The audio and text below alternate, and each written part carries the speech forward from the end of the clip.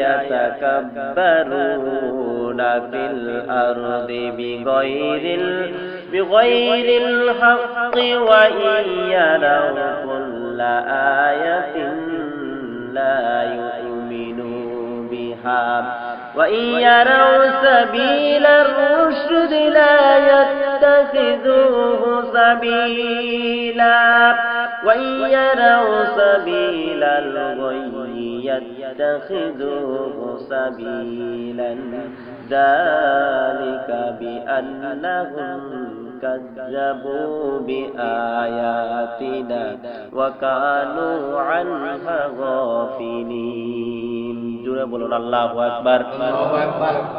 আল্লাহ তাআলা ডাক দিয়ে বললেন এই আয়াতের মাধ্যমে সূরা নাফের 146 নাম্বার আয়াতে কারিমার মধ্যে আল্লাহ পাক রব্বুল আলামিন ঘোষণা করে দিলেন অহংকার করা যাবে না। অহংকার করা যদি কোনো ব্যক্তি অহংকার করে আল্লাহ পাক রব্বুল আলামিন তাকে সমস্ত অনুগ্রহ থেকে বঞ্চিত রাখবে। বলুন নাউযুবিল্লাহ। তাহলে অহংকার করা যাবে?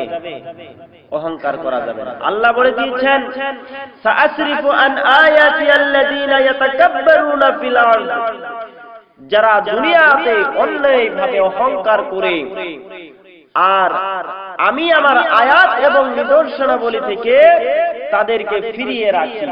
আল্লাহ পাক রব্বুল আলামিন সকল প্রকার নিয়ামত থেকে অনুগ্রহ থেকে এই অহংকার করার কারণে আল্লাহ আমাদেরকে বঞ্চিত রেখে দেন। তাই আমাদের কখনোই অহংকার করা যাবে না। কিন্তু আমরা অহংকার কাকে বলে এই অহংকারটাই তো জানি না। অহংকার কাকে বলে? অহংকার এর পরিচয় হাদিসের মধ্যে স্পষ্টভাবে আল্লাহর হাবিব সাল্লাল্লাহু আলাইহি ওয়াসাল্লাম দিয়ে দিয়েছেন। عن ابن مسعود رضي الله عنه قال قال رسول الله صلى الله عليه وسلم الكبر بطر الحق وغمط الناس। অহংকার হলো, হাদিসের মধ্যে এসেছে অহংকার হচ্ছে দম্ভ ভরে সত্যকে নেইকে অস্বীকার করা, মানুষকে ঘৃণা করা, নিজেকে বড় মনে করে সত্যকে অস্বীকার করা আর নেইকে অস্বীকার করা, কি যেই জিনিসটা হকের মধ্যে রয়েছে সেটাকে বাদ দেওয়া আর মানুষকে ঘৃণা করা, মানুষকে ঘৃণা করা, এই ঘৃণা করার নামই হচ্ছে অহংকার।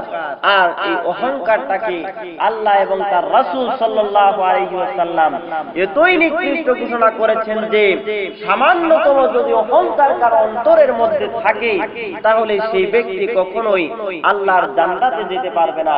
চিল্লায়ে বলুন নাউযুবিল্লাহ। অহংকার এতই নিকৃষ্ট একটা জিনিস। অহংকারটা কি? আজকে কিন্তু বাংলাদেশের সমাজে অহংকার বেশি দেখা যায়, ঠিক কিনা?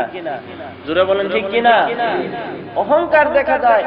আজকে আমার গাড়ি আছে, বাড়ি আছে, আমি অনেক ধনী হয়েছি, টাকা পয়সার মালিক হয়েছি, আর অপর একজন মানুষের টাকা পয়সা নাই, সে আমার কাছে আসলে পরে আমি সরে দাঁড়াই, ঠিক কিনা? জোরে বলেন ঠিক কিনা? আমি একবার নালিতা বাড়ি একটা মাহফিল থেকে চলে আসতেছি, আসার পথে খোয়ারপাড় থেকে উঠলাম, অটোতে উঠছি, থানামুড়ে নামবো। সেখানে এক ভদ্রলোক উঠলেন তার এক বাচ্চাকে নিয়ে অটোর মধ্যে। ভালো কথা, অটোর পিছনে কিন্তু 3 জন মানুষের বসার জায়গা। সেখানে সেই লোকটি আর ছেলেটি বসছে, বসার পরে আরেকজন লোক উঠছে, গরিব মালিক। সেই লোকটা উঠার পরে যখন সেই লোকের ছেলেটার পিছনে বসতেছে, সেই ছেলেটাকে ডাক দিয়ে বললো এদিকে আসো, আর ওই লোকটা ওইদিকে চাপেন, শরীর যাতে না লাগে। নাউযুবিল্লাহ বলে। এটাকেই বলে অহংকার। আপনি নিজেকে বড় মনে করলেন আর অন্য মানুষকে তুচ্ছ মনে করলেন, ঘৃণা করলেন, এটাই হচ্ছে অহংকার। এই অহংকার করা আল্লাহ পাক রব্বুল আলামিন নিষেধ করে দিয়েছেন, আল্লাহর হাবিব নিষেধ করে দিয়েছেন।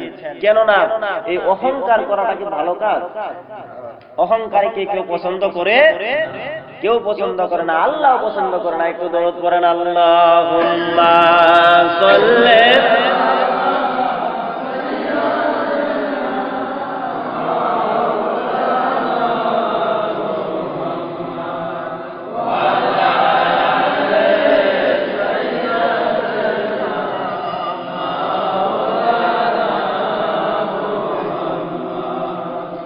এই অহংকার যদি কারো অন্তরের মধ্যে সামান্যতম অহংকার থাকে সেই ব্যক্তি কখনোই জান্নাতে যেতে পারবে না।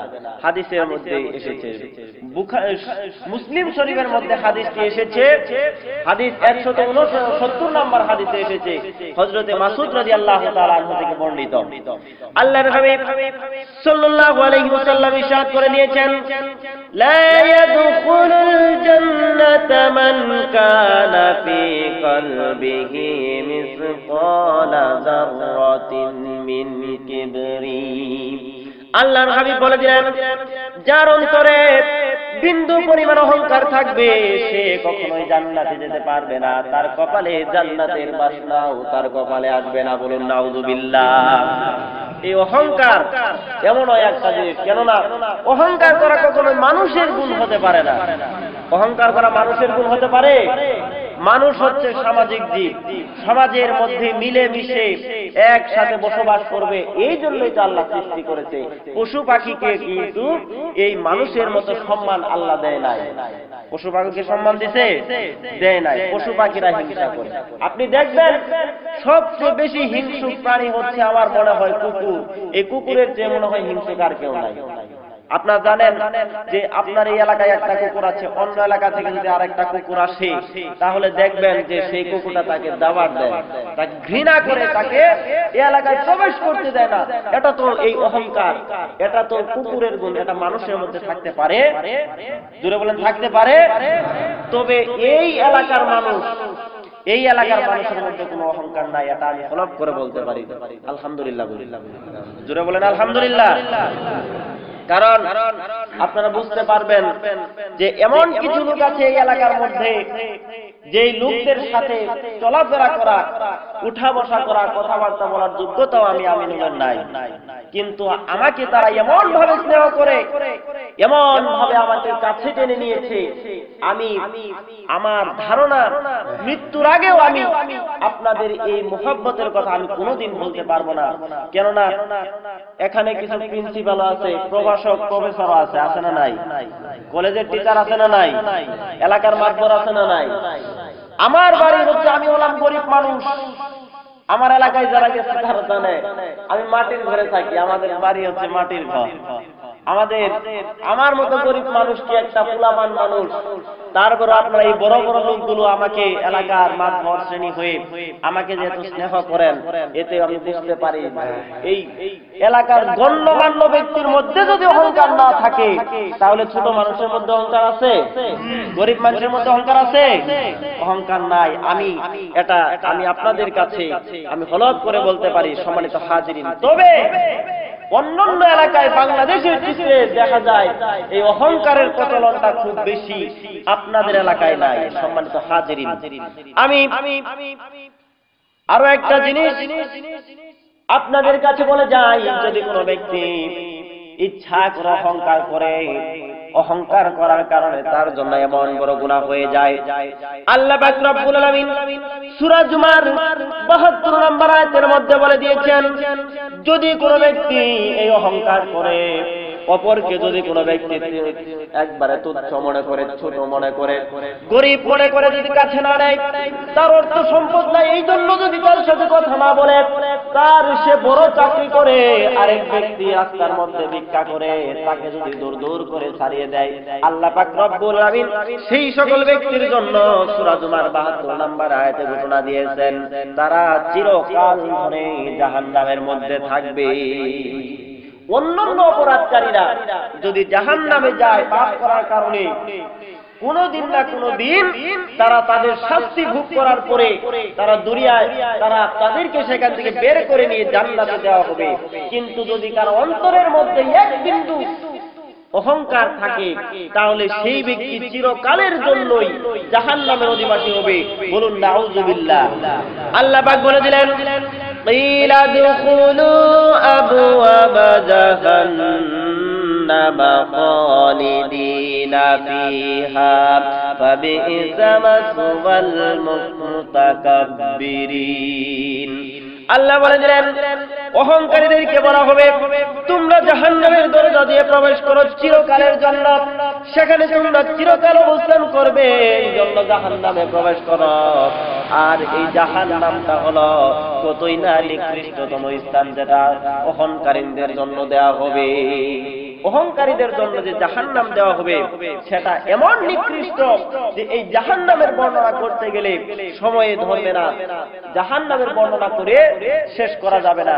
এই জাহান্নামের সর্বনিম্ন যে শাস্তিটা দেওয়া হবে, একদম হালকা শাস্তি যেটা দেওয়া হবে, সেই জাহান্নামের পায়ের মধ্যে একটা জাহান্নামের জুতা, এক জোড়া চটি জুতা পরিয়ে দেওয়া হবে। আর এই জুতারতে যেমন হবে, জুতাটা পরার সঙ্গে সঙ্গে তার সমস্ত শরীর পুড়ে ছাই হয়ে সেই আগুনটা কলবের মধ্যে অন্তর পর্যন্ত পৌঁছে যাবে। চিল্লায়া বলুন না নাউযুবিল্লাহ। তাহলে এই জাহান্নামের শাস্তি আমরা কি সহ্য করতে পারবো? জোরে বলেন পারবো?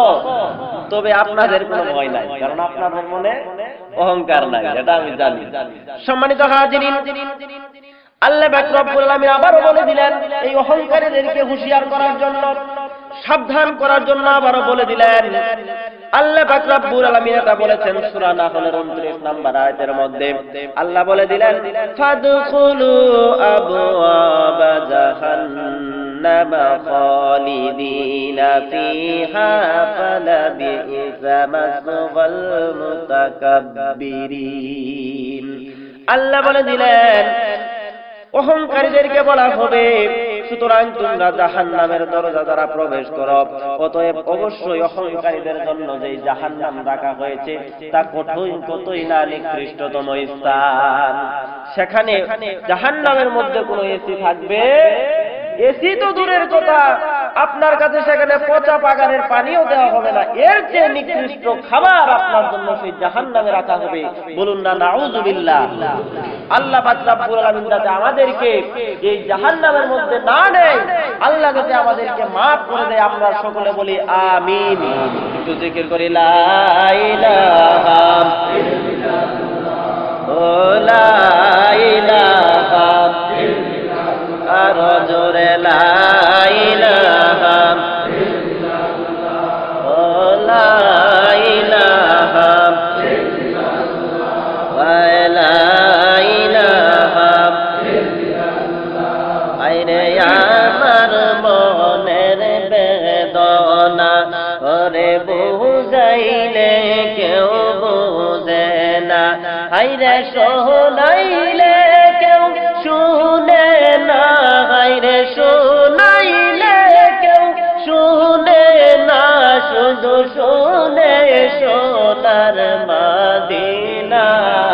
লা ইলাহা ইল্লাল্লাহ, লা ইলাহা ইল্লাল্লাহ, লা ইলাহা ইল্লাল্লাহ, লা ইলাহা ইল্লাল্লাহ। আল্লাহুম্মা সাল্লি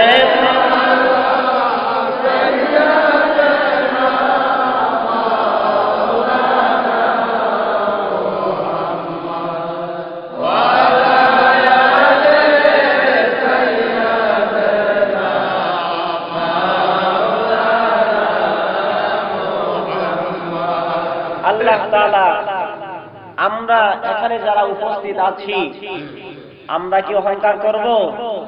জোরে বলেন অহংকার করব? আমি মাদ্রাসায় পড়ি, আপনি কলেজে পড়েন, ভার্সিটিতে পড়েন, তাই কি অহংকার করা যাবে? আপনার মর্যাদা আর আমার মর্যাদা আল্লাহর কাছে কম বেশি আছে? জোরে বলেন কম বেশি আছে? নাই।